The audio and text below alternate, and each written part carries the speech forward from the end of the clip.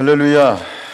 오늘 이 새벽에도 또 이 한날도 하나님의 은혜가 함께 하시길 축복합니다. 66장 우리 이사야 오늘 책거리 하는 날이네요. 66장 오늘 이사야를 마치게 되고 또 내일부터 이제 예레미야로 이제 접어 들어가게 되는데, 사실 내용적으로 보면 앞에 있던 내용들과 대동소이합니다.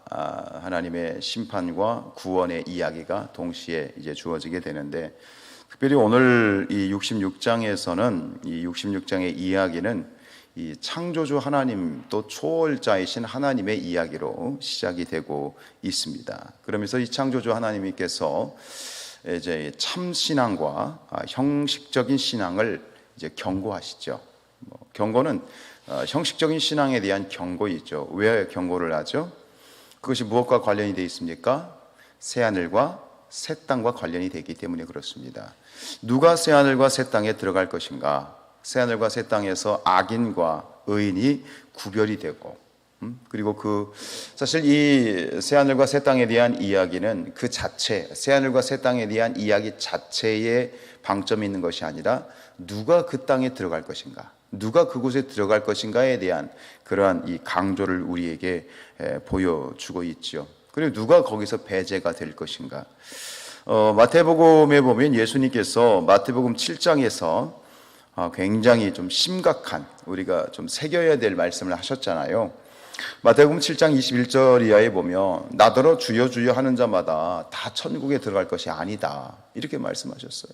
그러면서 다만 하늘에 계신 내 아버지의 뜻대로 행하는 자야 들어가리라. 그래서 여기서 지금 말하는 이 천국은 바로 새하늘과 새 땅의 개념과 또 일맥상통하지요. 22절에 그날에 많은 사람이 나더러 이르되 주여 주여 우리가 주의 이름으로 선지자 노릇했고 주의 이름으로 귀신을 쫓아냈고 주의 이름으로 권능을 행하지 않았습니까? 이렇게 따지거든요. 예수 그리스도의 이름으로 선지자 노릇하고 또 이 귀신을 쫓아내고 권능을 행했다는 거예요. 근데 주님께서 이렇게 말씀하시죠. 그때에 내가 그들에게 밝히 말하되 내가 너희를 도무지 알지 못하니 불법을 행하는 자들아 나를 내게서 떠나라. 굉장히 두려운 말씀이에요, 여러분. 당장 목자인 저에게도 굉장히 두려운 말씀이고요. 우리가 하나님의 일을 한다고 하지만 이것이 내가 원하는 일인지 하나님의 뜻인지, 이게 참된 신앙인지 그릇된 신앙인지를 밝히 알아야 되겠습니다. 그렇지 않으면 주님 앞에 갔는데 주님이 날 모른대, 나는 주님을 위해서 헌신하고 내가 나름대로 충성한다고 했는데 당장 주님 앞에 갔더니 주님이 말씀하시는 거예요. 내게서 떠나라. 이처럼 두려운 말씀이 어디 있어요? 여러분, 하나님 앞에 겸손해야 됩니다. 하나님 앞에 늘 겸손해야 되고 겸비해야 되고, 그러면서 이 말씀의 직전, 이 말씀을 이 본문의 직전에는 주신 말씀이 뭐냐면 열매에 대한 말씀이에요. 이러므로 그들의 열매로 그들을 알리라. 과연 열매가 어떤 열매를 맺히고 있는지, 하나님이 원하시는 열매를 맺고 있는지 우리 자신을 살펴보면 어느 정도는 내가 참된 그런 신앙을 갖고 있는지 아니면 잘못된 신앙을 갖고 있는지 또 볼 수 있을 것 같아요. 하나님이 원하시는 열매가 무엇일까? 그렇게 어렵지 않지요, 그렇죠? 그래서 오늘 특별히 1절로 4절에서는 이 창조주 하나님에 대한 이야기를 하고 있는데요. 1절, 2절 한번 읽어볼까요? 1절, 2절 시작. 여호와께서 이와 같이 말씀하시되 하늘은 나의 보좌요 땅은 나의 발판이니 너희가 나를 위하여 무슨 집을 지으랴? 내가 안식할 처소가 어디랴? 2절, 나 여호와가 마노라 내 손이 이 모든 것을 지었으므로 그들이 생겼느니라. 아멘. 우리가 참된 신앙의 길에서 가장 우선적으로 기억해야 될 것은 무엇이냐를 우리에게 가르쳐주고 있는데, 그것은 하나님의 창조주 되심을 기억해야 된다는 거예요. 그것이 참된 신앙에, 여러분, 참된 신앙이라고 하는 것은 어떤 흠이나 허물이 하나도 없는 그런 성인 군자나 법 없이도 사는 사람이 이게 신앙이 좋은 게 아니에요. 사실 그럴 수도 없잖아요. 그렇죠? 그럴 마음으로 죄를 지어도 그게 죄이고요. 마음으로 누구를 미워하면 그건 똑같은 죄거든요. 심각한 죄거든요. 그러니까 우리는 기본적으로 죄에 오염되어 있기 때문에 사실은 다 죄인이잖아요. 인정하세요?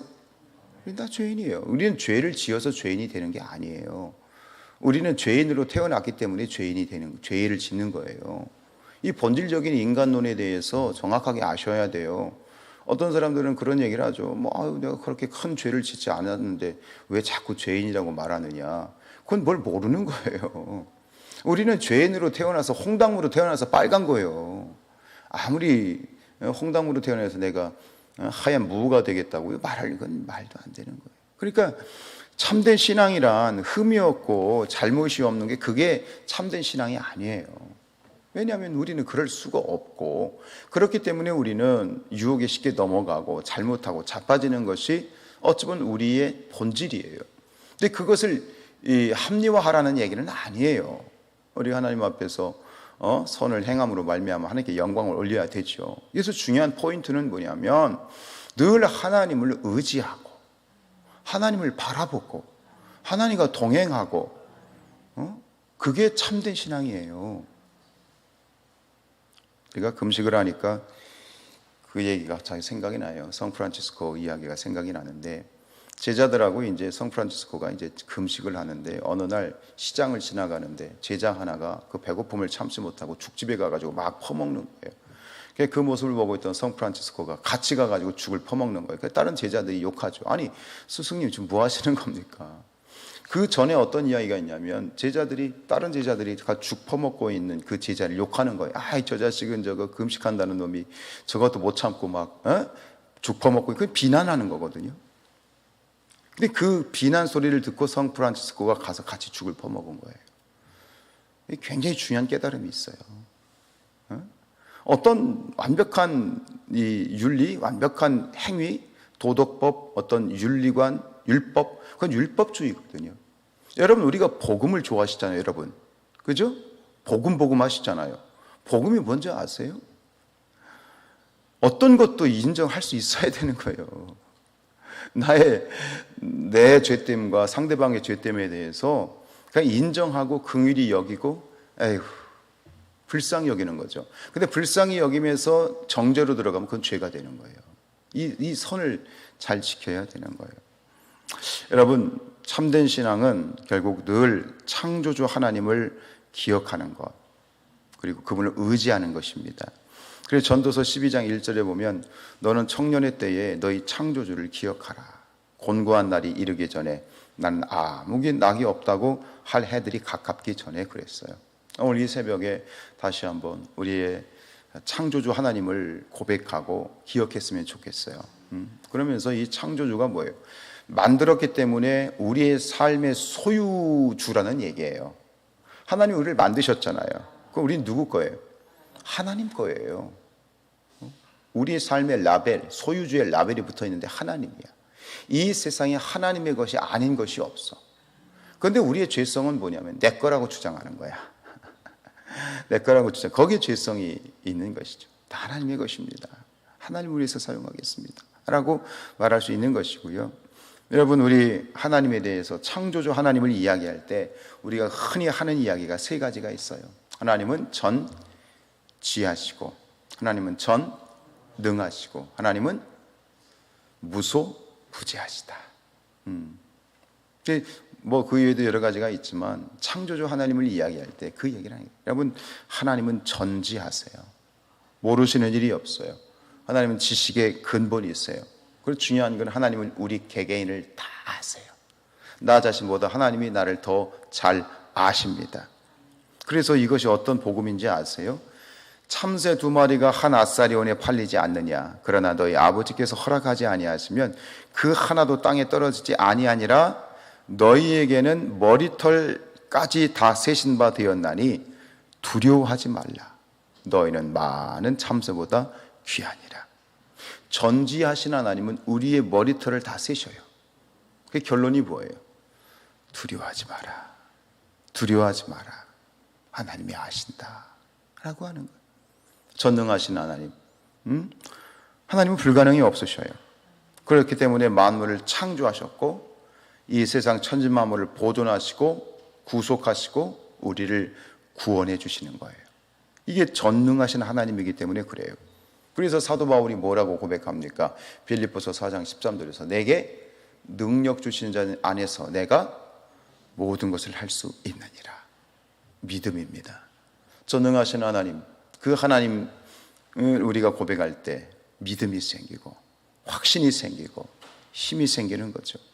할렐루야. 하나님은 무소부재하십니다. 하나님이 계시지 않은 곳이 없어요. 하나님은 현재와 과거와 미래를 사시는 분이 아니라 하나님은 현재와 과거와 미래라는 우물 안에 계신 분이에요. 하나님은 시간과 공간을 초월하십니다. 그리고 그렇기 때문에 하나님은 어떤 분이시냐? 하나님은 임마누엘 하시는 거예요. 어디에나 함께 하실 수 있는 것은 하나님은 무소부재하시기 때문이지요. 오늘 이 창조주 하나님을 기억하면서 그리고 내 신앙이 다시 한번 늘 점검하고 또 점검해야 되는 것은 내 신앙이 하나님 앞에 참된 신앙인가? 다시 한번 되돌아보고 또 하나님 만나는 그런 새벽 될 수 있기를 주님의 이름으로 축복합니다.